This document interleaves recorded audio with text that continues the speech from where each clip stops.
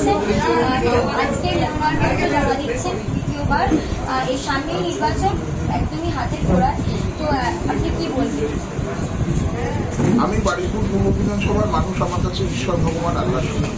আমি তাদের আশীর্বাদ সমর্থন দেওয়া প্রার্থনা করছি, এটাই আমার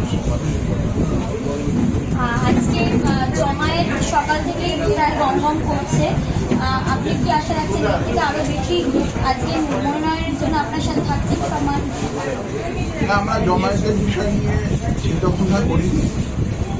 যাদের উৎসাহ আছে, উদ্দীপনা আছে, তারাই এসেছে। আমরা সেরকমভাবে জমায়েতের ব্যাপারে কোনো প্রস্তুতি নিই, কেননা দেখুন বারুইপুরে সাধারণ মানুষ রাস্তা চলাচল করে, যানজট, তারপরে ব্যবসায়ী বন্ধুরা আছে, দোকানপাট, অটো সাধারণ মানুষের যাতে না কোনো সমস্যা হয়, পরেশান হয়, তার জন্যে আমরা জমায়েতের ব্যাপারে সেই রকম চিন্তাভাবনা করি। যারা এসেছে তারা এসেছে, কিন্তু আমরা আলাদা করে কোনো প্রস্তুতি নিইনি। আমরা চাই না যে মানুষের কোনো অসুবিধা হোক।